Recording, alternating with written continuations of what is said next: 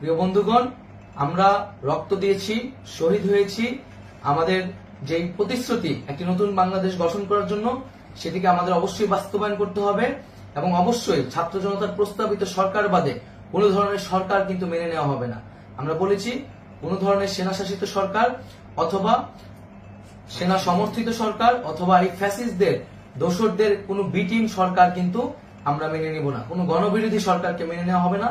ছাত্র জনতার অভ্যুত্থানকারী যে প্রস্তাবিত সরকার, অন্তর্বর্তীকালীন সরকার, যেটা আমরা সিদ্ধান্ত উপনীত হয়েছি ডক্টর মোহাম্মদ ইউনূসকে প্রধান উপদেষ্টা করে এই সরকার গঠন করা হবে, সেই সরকারকেই বাস্তবায়ন করতে হবে অবিলম্বে।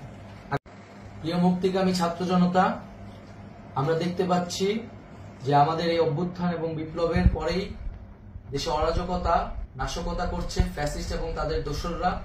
আমরা দেখতে পাচ্ছি যে বিভিন্ন জায়গায় এখন গোলাগুলি চলছে, মন্দিরে হামলা হচ্ছে এবং নাশকতা ও লুটপাট করছে।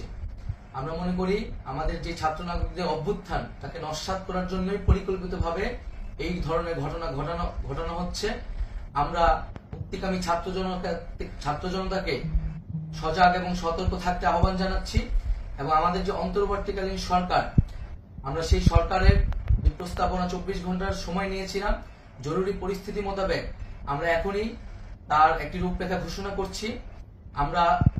আমরা সিদ্ধান্ত নিয়েছি যে সর্বজন গ্রহণযোগ্য, আন্তর্জাতিক খ্যাতিসম্পন্ন, নোবেল পুরস্কার বিজয়ী ডক্টর মোহাম্মদ ইউনূসকে প্রধান উপদেষ্টা করে অন্তর্বর্তীকালীন সরকার গঠন করা হবে এবং ডক্টর মোহাম্মদ ইউনূসের সাথেও আমাদের কথা হয়েছে।